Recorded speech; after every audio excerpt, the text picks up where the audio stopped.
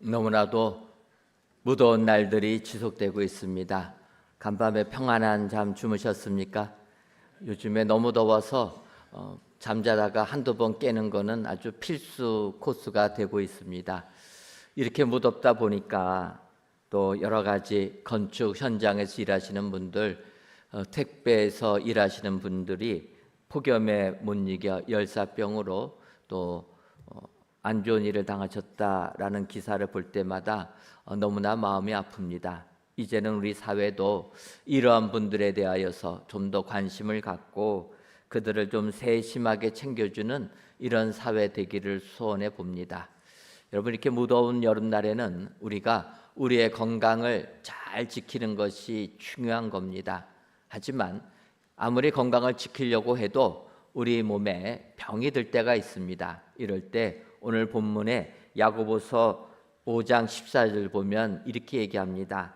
너희 중에 병든 자가 있느냐? 그는 교회의 장로들을 청할 것이요 그들은 주의 이름으로 기름을 바르며 그를 위하여 기도할지니라.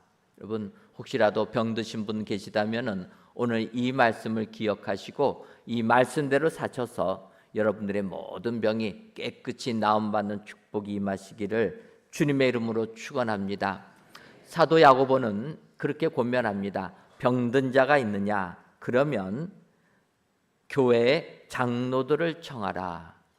교회의 장로님들, 교회의 사역자들, 교회의 일꾼들을 청하여서 함께 기도하라 권면하고 있는 겁니다. 특히 오늘은 우리 교회 앞으로 또 이끌어갈 장로님들을 피택하기 위한 후보자 선출을 위한 공동회를 진행합니다. 저는 오늘 우리 교회 장로님으로 피택되시는 분들은 이렇게 야고보 사도가 말했던 것처럼 교회의 장로들을 청하여 기도해 주는 장로님들 피택되기를 소원합니다. 병든 자를 위하여 기도해 주는 사람, 이 사람이 진정으로 주께서 인정해 주시는 축복의 일꾼들이 되게 될 줄 믿습니다.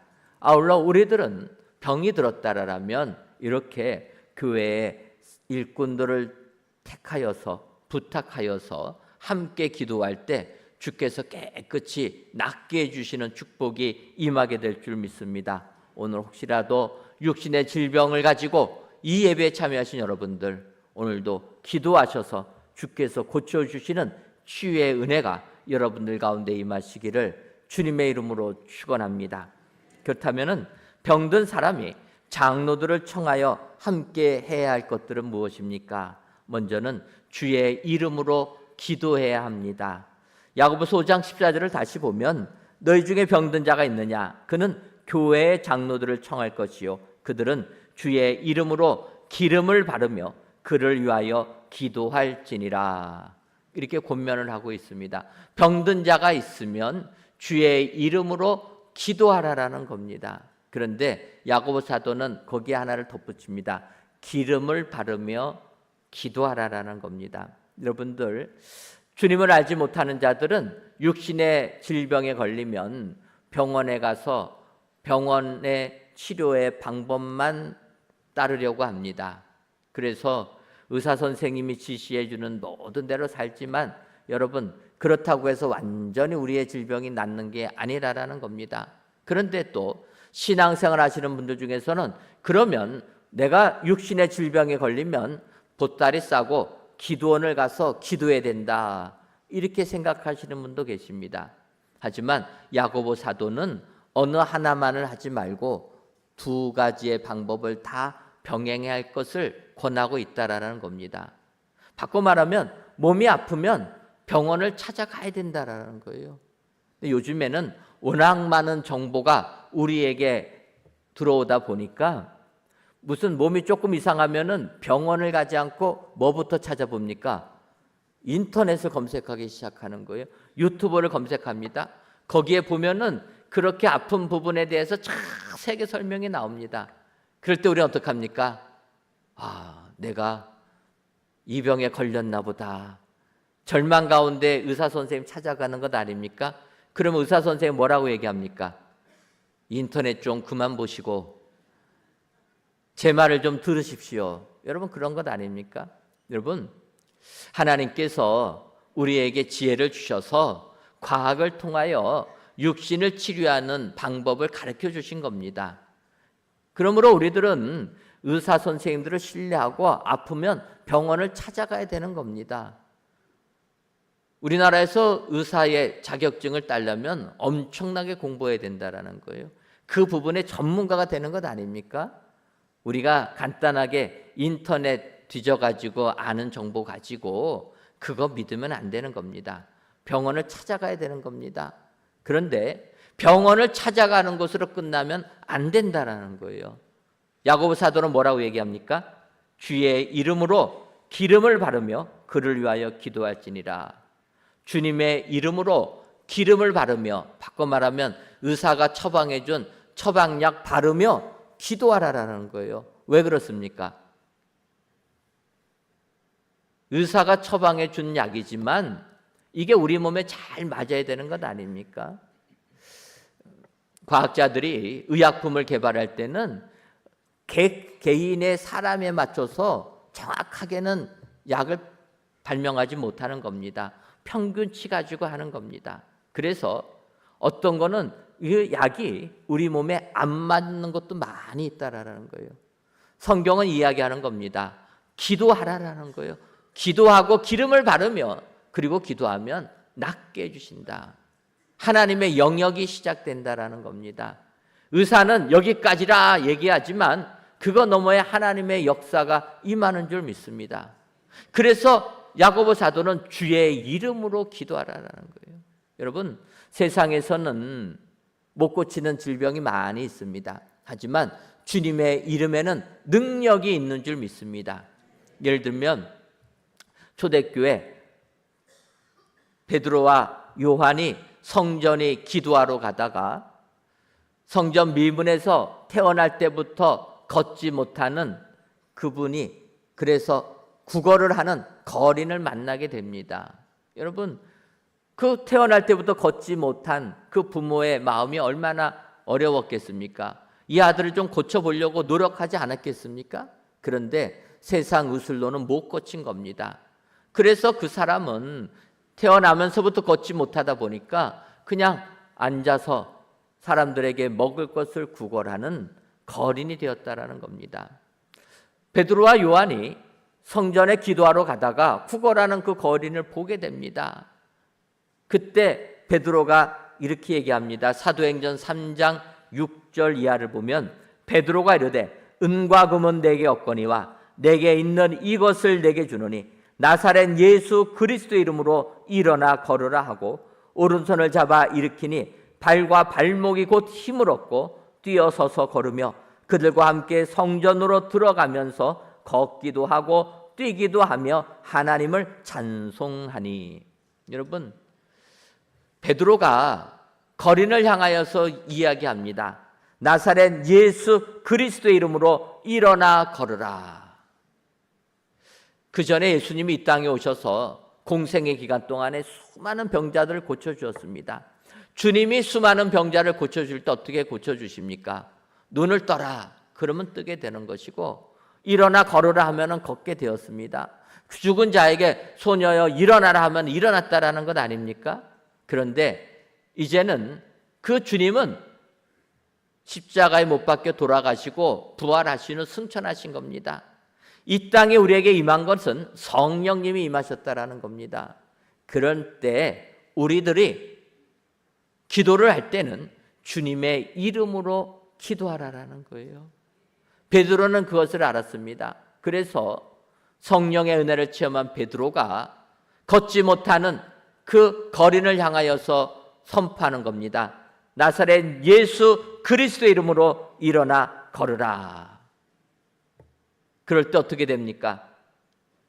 걸어보지 못했던 그 사람이 발과 발목이 곧 힘을 얻고 뛰어서서 걸으며 하나님을 찬송했다 이야기하는 겁니다. 여러분 예수님의 이름의 능력이 이 같은 역사를 이루어주는 줄 믿습니다. 주님의 이름의 권세가 태어날 때부터 걷지 못하는 자에게 발과 발목에 힘을 주신 줄 믿습니다. 그래서 우리는 병 낫기를 원한다면 주님의 이름으로 선포해야 될 줄 믿습니다. 예수님의 이름, 주님의 이름이 우리를 깨끗이 낫게 주실 줄 믿습니다. 예수님의 이름의 권세가 우리를 일으켜 주신다. 오늘도 기억하시고 예수님의 이름을 힘입어서 주님을 부르며 기도하셔서 병 나음의 은혜가 여러분들 삶 가운데 임하시기를 주님의 이름으로 축원합니다. 다음으로 병든 자가 있을 때 우리는 믿음의 기도를 해야 합니다. 오늘 보면 야고보서 5장 15절을 보면 믿음의 기도는 병든 자를 구원하리니 주께서 그를 일으키시리라. 혹시 죄를 범하였을지라도 사하심을 받으리라. 이렇게 얘기합니다. 믿음의 기도는 병든 자를 구원하리니 주께서 그를 일으키시리라. 믿음의 기도를 하는 자에게는 병든 자가 일어나게 된다는 겁니다. 그런데 여기서 믿음의 기도라는 표현을 하게 되면 하나님께 기도는 하는데 믿음의 기도가 아닌 믿지 못하고 의심하는 기도를 할 때가 있다라는 겁니다. 여러분, 그래서 우리는 하나님께 기도할 때는 확실하게 믿고 믿음의 기도를 해야 될 줄 믿습니다. 철야 기도한다고 그 기도가 다 믿음의 기도가 아니라는 겁니다. 우리들이 잘 아는 대로 베드로가 복음을 전하다가 감옥에 갇힐 때가 있습니다. 사도행전 12장을 보면은 감옥에 베드로가 갇히니까 교회가 어떻게 했다고 합니까? 그를 위하여 기도했다라는 거예요. 여러분, 베드로가 감옥에 갇혔을 때 교회가 베드로를 위하여 기도했던 기도의 제목이 무엇이겠습니까? 하나님, 베드로를 감옥에서 건져 주옵소서. 그 기도하지 않았겠습니까? 그들이 이렇게 베드로를 위하여 기도하니까 하나님께서 사자를 보내어서 베드로를 감옥에서 꺼내줍니다. 잠자던 베드로 사자가 꿰어가지고 나오다 보니까 어느새 감옥 밖에 나온 겁니다. 그때 베드로가 깨달은 거예요. 아, 내가 감옥에 갇혀서 내일 죽을 성편이었는데 하나님께서 나를 건져 주었구나. 이 기쁜 소식, 나를 위하여 기도하던 그 성도들에게 가서 내가 기도 응답 받고 풀려났다, 이 사실을 알려주겠다 해가지고 베드로가 기도하는 그 집에 간 겁니다. 그래서 문을 두드립니다. 내가 왔습니다. 그랬더니 그 이야기를 들은 계집종 로데가 어떡합니까? 베드로의 목소리를 듣고 너무 기뻐서 기도하고 있는 그들에게 가서 얘기한 겁니다. 기도한 대로 베드로가 풀려났습니다. 그랬더니 그들이 뭐라고 얘기합니까? 사도행전 12장 15절을 보면 그들이 말하되 내가 미쳤다 하나, 여자아이는 힘써 말하되 참말이라 하니 그들이 말하되 그러면 그의 천사라 하더라. 베드로 풀려나기를 위하여 밤새도록 기도했는데 베드로가 풀려났다고 하니까 그들은 뭐라고 얘기합니까? 너가 미쳤다. 기도가 응답이 됐는데 못 믿는 것 아닙니까? 그래도 로데가 힘있게 얘기하니까 그러면 그의 천사다. 베드로는 아니라는 겁니다. 여러분, 우리가 기도할 때 이렇게 밤이 맞도록 기도해도 믿음의 기도가 안 되면 못 믿는 겁니다. 오늘 야고보 사도는 얘기하는 겁니다. 기도의 시간이 중요한 게 아니라 믿음이 중요하다라는 거예요. 한 번을 기도했더라도 기도한 것을 믿으면 역사한다라는 거예요. 여러분, 우리가 기도할 때 주님이 말씀하시는 것 아닙니까? 중언부언하지 말라라는 거예요. 계속 똑같은 기도하지 말라라는 겁니다. 주님 보시기에는 얼마나 믿음이 없으면. 여러분, 그래서 한 번 기도하면 믿으시기를 바랍니다. 의심하지 마시기 바랍니다. 의심이 들 때는 주여 이 의심을 나의 믿음 없는 것을 도와주셔서 하라라는 거예요.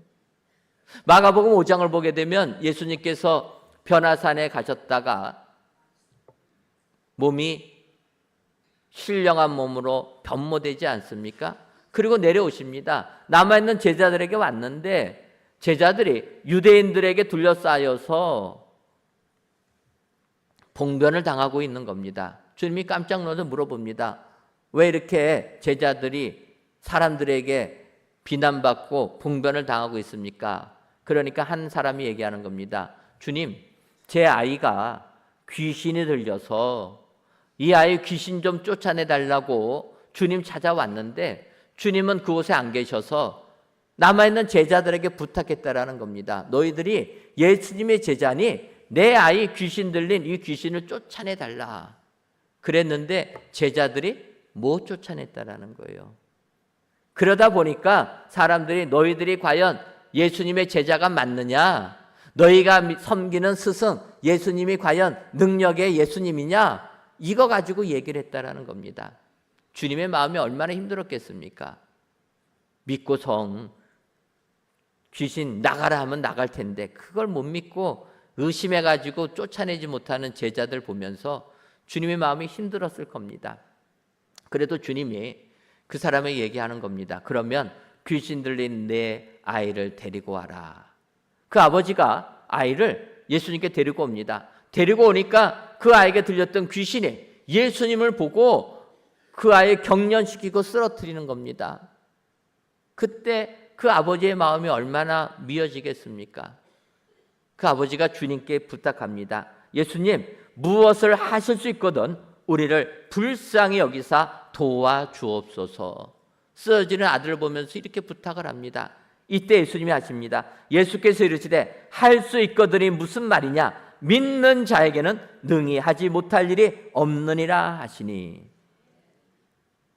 예수님 할 수 있습니까? 의심하지 말라라는 거예요. 믿는 자에게는 능치 못할 일이 없다라는 겁니다. 그 말을 들은 그 아버지가 주님께 매달립니다. 주여 내가 믿나이다. 그런데 그의 마음에는 의심이 생기는 겁니다. 그 앞에 벌어진 일들은 예수님 믿는 제자들이 내 아이 귀신 쫓아내지 못했던 겁니다. 의심이 들지 않습니까? 믿으면은 믿는 자에게는 능치 못할 일이 없다 주님이 말씀하셔서 믿어야 되는데 앞서 이뤄진 일들을 보면은 쉽게 믿어지지가 않는 겁니다. 그때 그 부모가 외치는 겁니다. 내가 믿나이다. 나의 믿음 없는 것을 도와주소서. 안 믿어지고 의심 들지만 이 의심 드는 마음, 이 믿음 없는 거 도와주셔서 믿게 하옵소서. 여러분, 예수님의 말씀을 그대로 믿는 것이 복인 줄 믿습니다. 믿음의 기도를 하는 것이 축복된 삶을 살아가는 비결이 되는 줄 믿습니다. 여러분, 그래서 기도하면 믿으시고 다시 기도하지 마시기 바랍니다. 조금 걱정이 되시나요? 여러분, 내가 주님 믿고 기도했으면 그대로 주님이 이루어 줄 줄 믿습니다. 믿음의 기도는 주께서 그를 일으켜 주신다. 혹시라도 내 육신의 질병 가지고 걱정되시는 분들 계시면 주님께 기도하시기를 바랍니다. 주의 이름으로 기도하시고 믿음의 기도를 하면 주께서 우리를 일으켜 주실 줄 믿습니다. 오늘도 믿음의 기도를 하셔서 병든 것이 다 나음받는 축복이 여러분들 삶 가운데 임하시기를 주님의 이름으로 축원합니다. 마지막으로 병든 자들은 서로 합심해서 기도해야 합니다. 오늘 보면 야고보서 5장 16절을 보면 그러므로 너희 죄를 서로 고백하며 병이 낫기를 위하여 서로 기도하라. 의인의 간구는 역사하는 힘이 큼이니라. 이렇게 고백합니다. 이 구절의 시작 부분은 너희 죄를 서로 고백하라부터 시작합니다. 죄를 서로 고백하라라는 거예요. 왜 그렇습니까? 하나님은 정결한 자와 함께 하시기 때문에 먼저 우리의 죄를 고백해야 된다는 겁니다. 그리고 나서 병 낫기를 위하여, 기도 제목 아닙니까? 병 낫는 게 기도 제목이라면 그 병 낫기를 위하여서 서로 기도하라라는 거예요. 여러분, 기도는 하나님께 기도하는 것 아닙니까? 그런데 서로 기도하라고 얘기합니다. 왜 그렇습니까? 여러분, 우리가 하나님께 기도할 때 하나님과 우리는 연결된다라는 겁니다. 근데 나만 연결되는 게 아니라 다른 분도 같이 중보기도 하면 또 연결되는 것 아닙니까? 하나님을 중심으로 기도하는 자들이 다 하나의 띠로 결론적으로 묶이게 된다라는 거예요. 하나로 묶이게 될 때 주께서 그 많은 사람의 기도를 들어주어서 응답해 주시는 줄 믿습니다. 그래서 우리 교회는 아프신 분들을 위하여 중보 기도대를 조직하고 함께 기도하고 있습니다. 아프신 분들이 또 중보 기도해야 될 제목들을 주시면 우리가 밤마다 모여서 기도하는 겁니다. 또 급할 경우에는 저희들이 문자로 보내서 그 자리에서, 교회까지 모이지 못하시면 그 자리에서 함께 기도하는 겁니다. 함께 기도할 때 주께서 치유해 주시는 축복이 임하게 될 줄 믿습니다. 최근에 저희 교회 한 젊은 집사님이 건강검진을 받다가 신장암이라는 진단을 받게 되었습니다. 젊다 보니까 얼마나 충격입니까?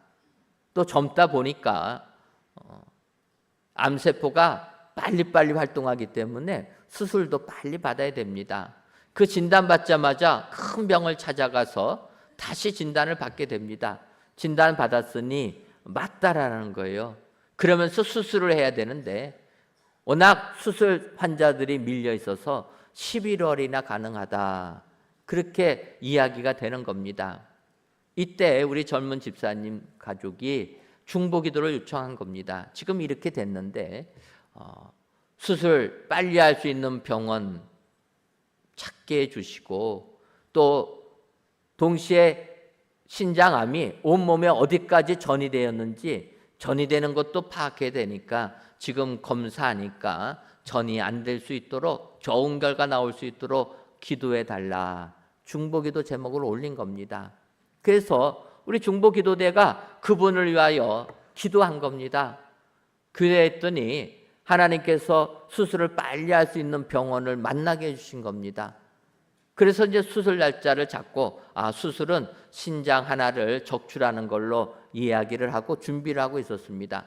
전이된 결과를 보고 그 다음에 수술 날짜를 잡는데, 전이된 결과를 딱 나왔는데 전이가 안 됐다라는 거예요.